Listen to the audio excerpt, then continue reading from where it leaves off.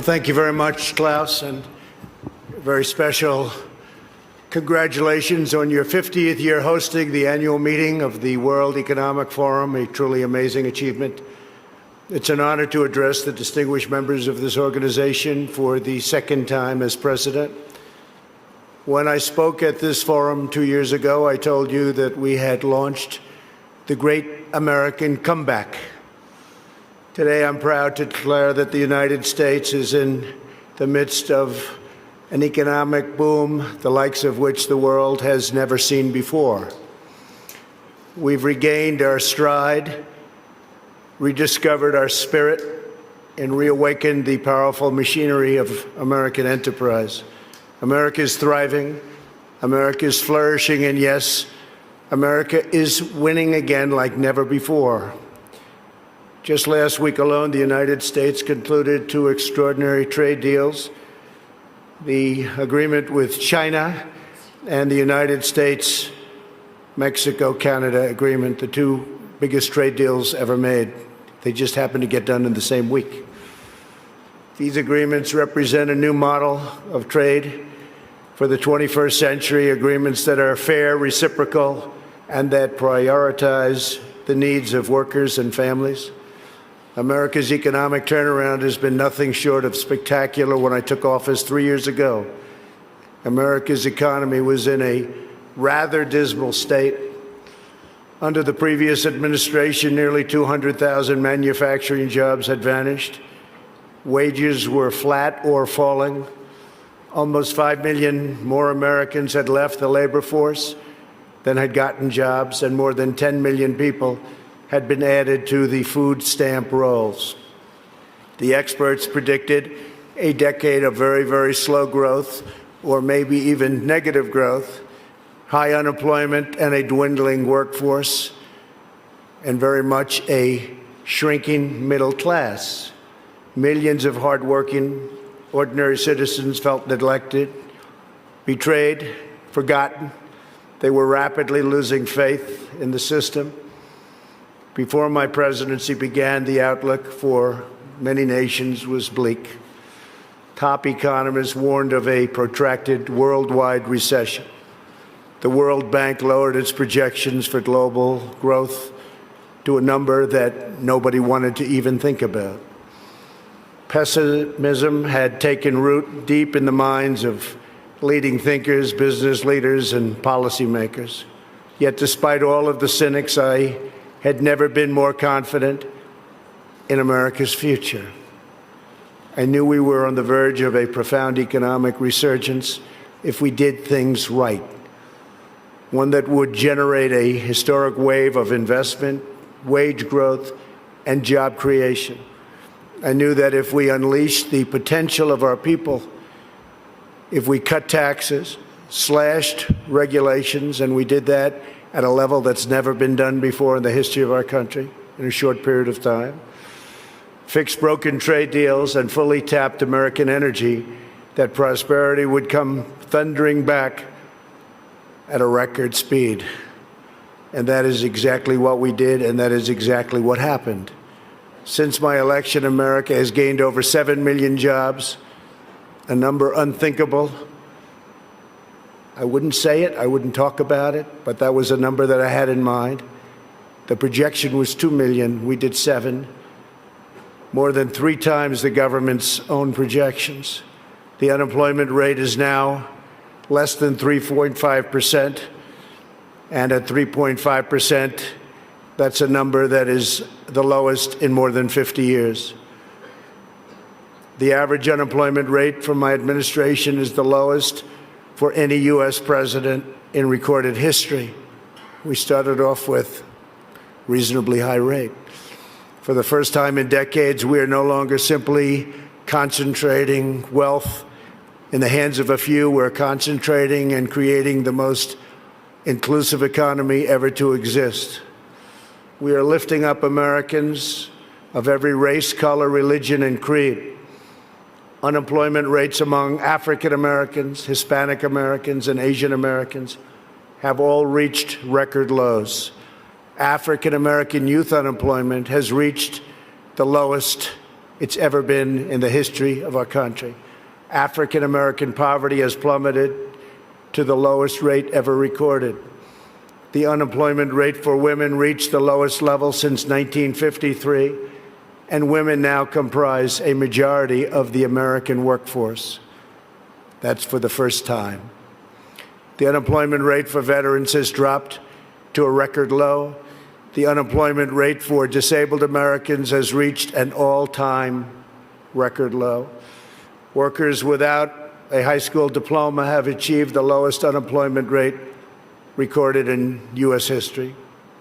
Wages are rising across the board, and those at the bottom of the income ladder are enjoying the percentage by far largest gains. Workers' wages are now growing faster than management wages. Earnings growth for the bottom 10% is outpacing the top 10%, something that has not happened. Paychecks for high school graduates are rising faster than for college graduates. Young Americans just entering the workforce are also sharing in America's extraordinary prosperity. Since I took office, more than 2 million millennials have gotten jobs, and their wages have grown by nearly 5% annually, a number that was unthinkable. Nobody would have ever thought it was possible 3 years ago. A record number of Americans between the ages of 25 and 34 are now working. In the 8 years before I took office, over 300,000 working-age people left the workforce. In just 3 years in my administration, 3.5 million people have joined the workforce. 10 million people have been lifted off welfare in less than 3 years. Celebrating the dignity of work is a fundamental pillar of our agenda. This is a blue-collar boom. Since my election, the net worth of the bottom half of wage earners has increased by plus 47%, 3 times faster than the increase for the top 1%. Real median household income is at the highest level ever recorded. The American dream is back, bigger, better, and stronger than ever before. No one is benefiting more than America's middle class. America has now gained, in a very short period of time, 12,000 new factories under my administration, and the number is going up rapidly. We'll be beating the 60,000 number that we lost, except these will be bigger, newer, and the latest. Years of economic stagnation have given way to a roaring geyser of opportunity. U.S. stock markets have soared by more than 50% since my election, adding more than $19 trillion to household wealth and boosting 401ks, pensions, and college savings accounts for millions of hardworking families. And these great numbers are many things, and it's despite the fact that the Fed has raised rates too fast and lowered them too slowly. And even now, as the United States is by far the strongest economic power in the world, it's not even close. It was going to be close, but a lot of good things happened to us and some not so good things happened to certain other places. They're forced to compete, and we compete with nations that are getting negative rates, something very new, meaning they get paid to borrow money, something that I could get used to very quickly. Love that. Got to pay back your loan? Oh, how much am I getting? Nevertheless, we still have the best numbers that we've had in so many different areas. It's a conservative approach, and we have a tremendous upside potential when all of the trade deals and the massive deregulation starts kicking in, which will be during this year, especially toward the end of the year. Those trade deals are starting to kick in already. The regulations are kicking in right now. And I see such tremendous potential for the future. We have not even started because the numbers we're talking about are massive. The time for skepticism is over. People are flowing back into our country. Companies are coming back into our country. Many of you who I know are coming back in with your plants and your factories. Thank you very much. America's newfound prosperity is undeniable, unprecedented, and unmatched anywhere in the world. America achieved this stunning turnaround not by making minor changes to a handful of policies, but by adopting a whole new approach centered entirely on the well-being of the American worker. Every decision we make on taxes, trade, regulation, energy, immigration, education, and more is focused on improving the lives of everyday Americans. We are determined to create the highest standard of living that anyone can imagine. And right now, that's what we're doing for our workers, the highest in the world. And we're determined to ensure that the working and middle class reap the largest gains.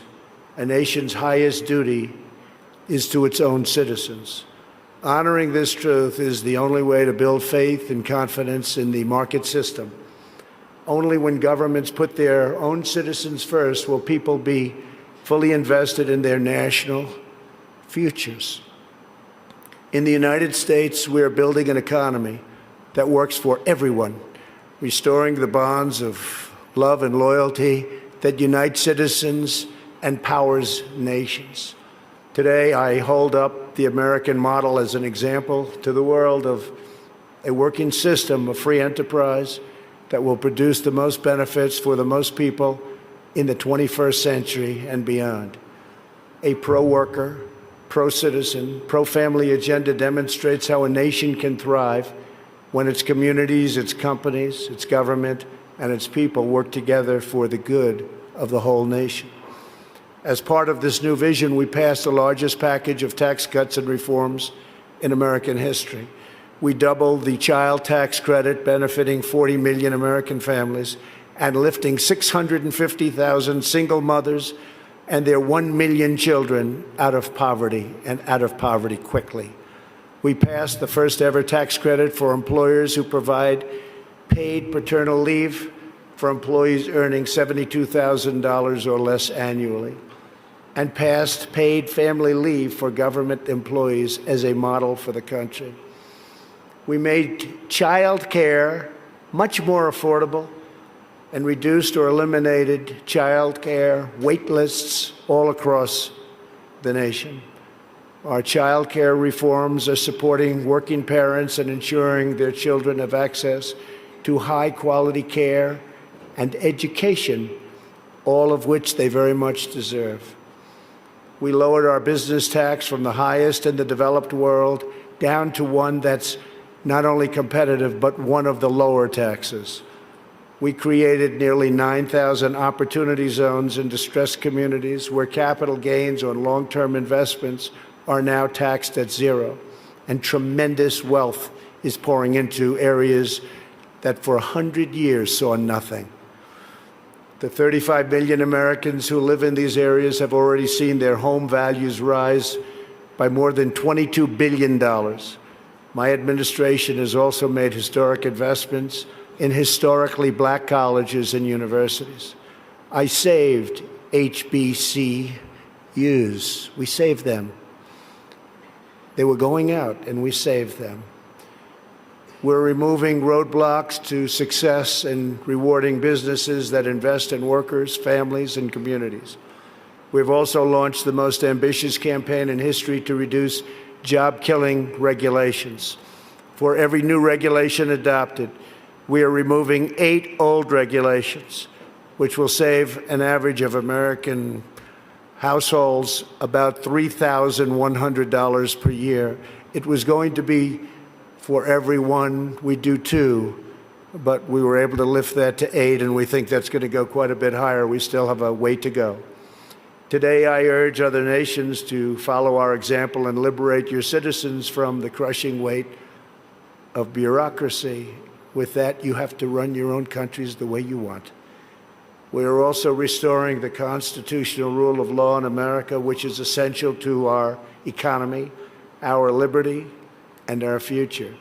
And that's why we've appointed over 190 federal judges, a record, to interpret the law as written. 190 Federal judges, think of that, and 2 Supreme Court judges. As a result of our efforts, investment is pouring into our country. In the first half of 2019, the United States attracted nearly 1/4 of all foreign direct investment in the world. Think of that. 25% of all foreign investment all over the world came into the United States, and that number is increasing rapidly. To every business looking for a place where they are free to invest, build, thrive, innovate, and succeed, there is no better place on earth than the United States. As a central part of our commitment to building an inclusive society, we established the National Council for the American Worker. We want every citizen, regardless of age or background, to have the cutting-edge skills to compete and succeed in tomorrow's workplace. This includes critical industries like artificial intelligence, quantum computing, and 5G. Under Ivanka's leadership, who's with us today, our pledge to America's workers has become a full-blown national movement with over 400 companies committing to provide new job and training opportunities to already very close to 15 million American students and workers. 15 million. America is making sweeping changes to place workers and their families at the center of our national agenda. Perhaps the most transformative change of all is on trade reform, where we're addressing chronic problems that have been ignored, tolerated, or enabled for decades. Our leaders did nothing about what happened to us on trade. Before I was elected, China's predatory practices were undermining trade for everyone, but no one did anything about it except allow it to keep getting worse and worse and worse. Under my leadership, America confronted the problem head-on.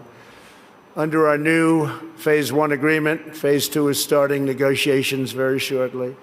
China has agreed to substantially do things that they would not have done, measures to protect intellectual property, stop forced technology transfers, remove trade barriers and agricultural goods and on agricultural goods where we were treated so badly, open its financial sector totally, that's done, and maintain a stable currency, all backed by very, very strong enforcement. Our relationship with China right now has probably never been better. We went through a very rough patch, but it's never, ever been better. My relationship with President Xi is an extraordinary one. He's for China, I'm for the U.S., but other than that, we love each other. Additionally, China will spend an additional $200 billion over 2 years on American services, agriculture and energy, and manufactured goods. So we'll be taking in excess of $200 billion, could be closer to $300 billion when it finishes. But these achievements would not have been possible without the implementation of tariffs, which we had to use, and we're using them on others too. And that is why most of our tariffs on China will remain in place during the Phase 2 negotiations. For the most part, the tariffs have been left, and we're being paid billions and billions of dollars a year as a country. As I mentioned earlier, we ended the NAFTA disaster, one of the worst trade deals ever made, not even close, and replaced it with the incredible new trade deal, the USMCA, that's Mexico and Canada.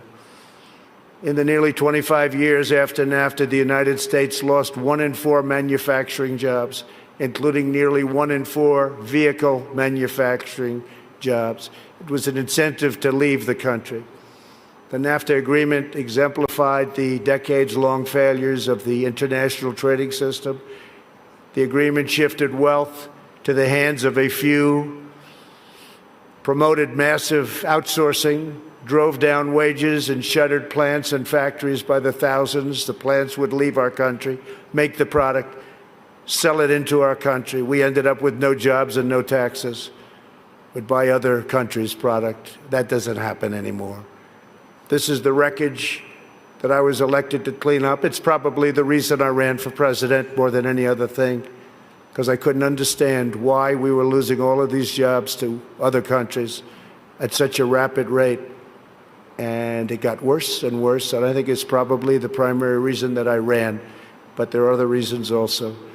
And to replace with a new system that puts workers before the special interests, and the special interests will do just fine, but the workers come first. Our brand new USMCA is the result of the broadest coalition ever assembled for a trade agreement. Manufacturing, agriculture, and labor all strongly endorsed the deal. And as you know, it just passed in Congress overwhelmingly. It shows how to solve the 21st century challenge we all face, protecting intellectual property, expanding digital trade, reshoring lost jobs, and ensuring rising wages and living standards.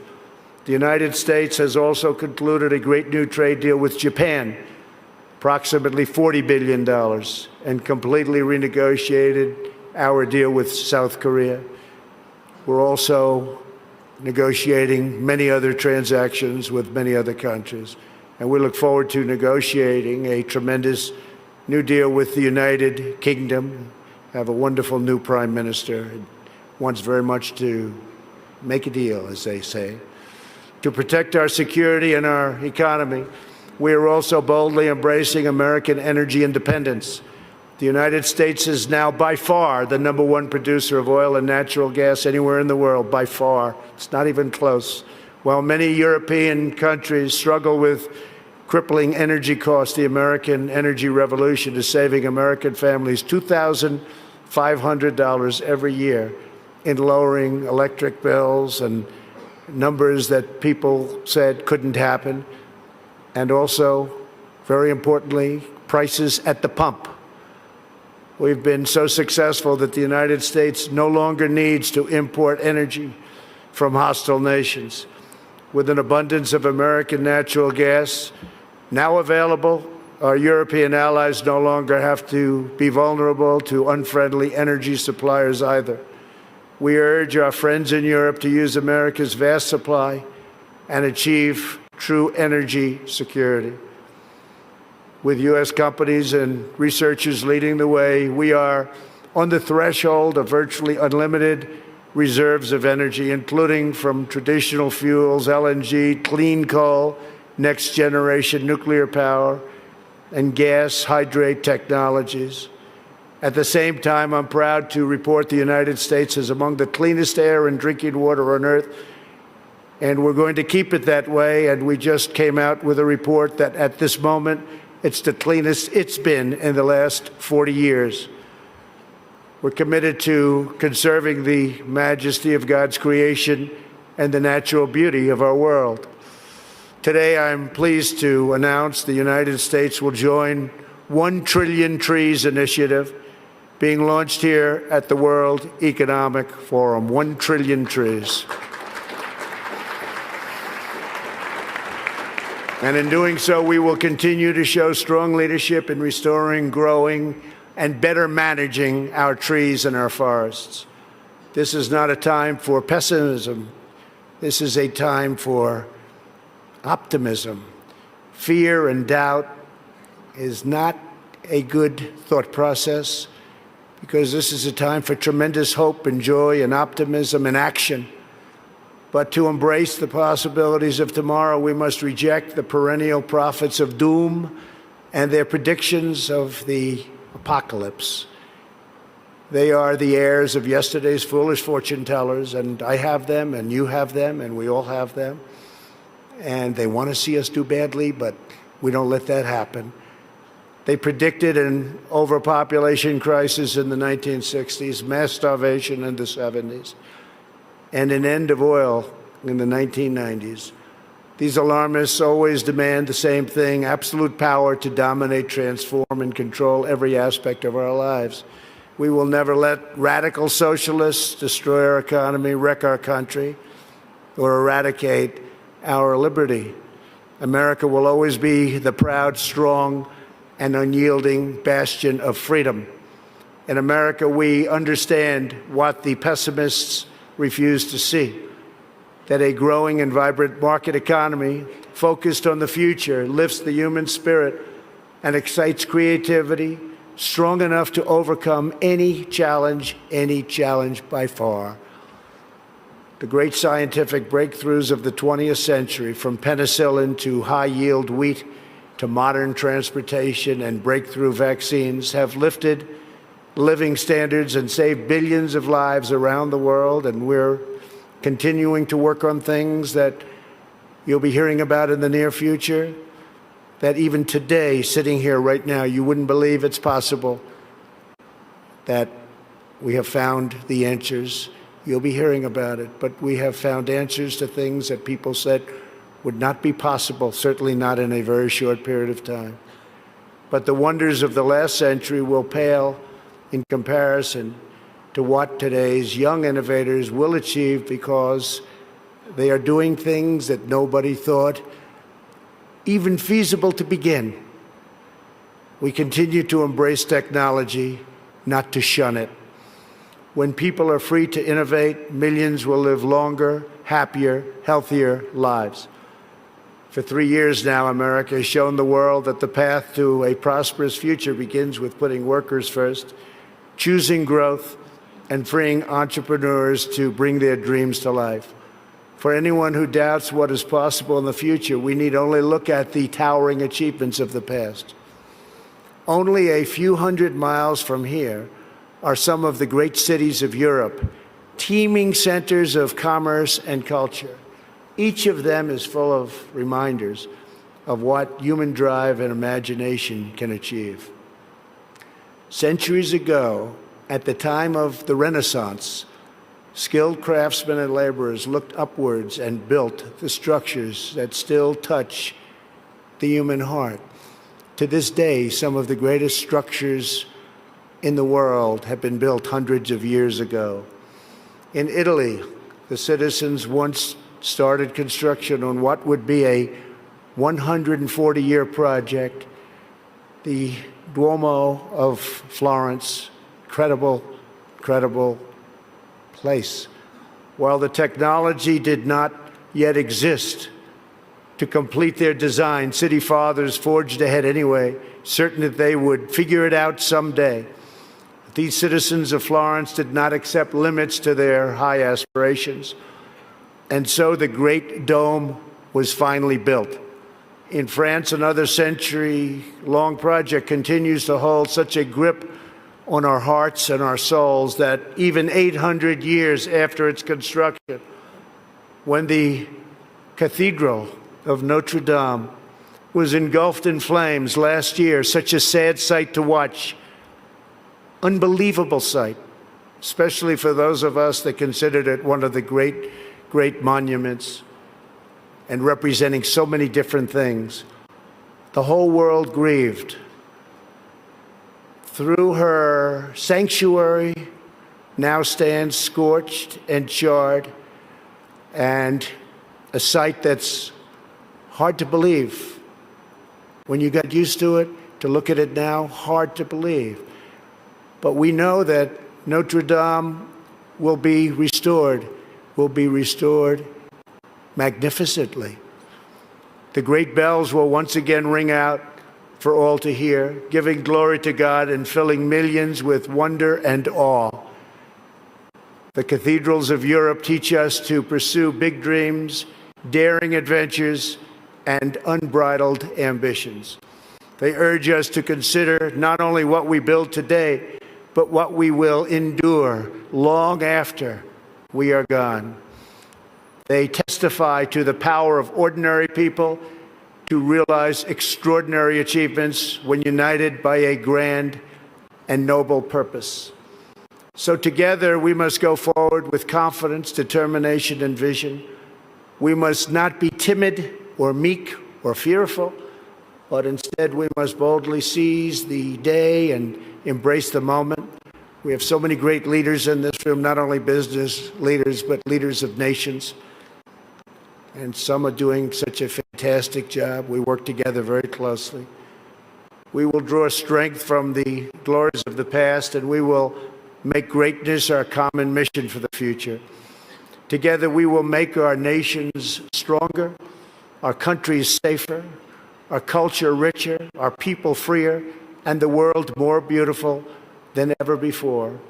Above all else, we will forever be loyal to our workers, our citizens, and our families, the men and women who are the backbone of our economies, the heart of our communities, and the soul of our countries. Let us bring light to their lives one by one and empower them to light up the world. Thank you very much. God bless you. God bless your countries, and God bless America. Thank you. Thank you very much.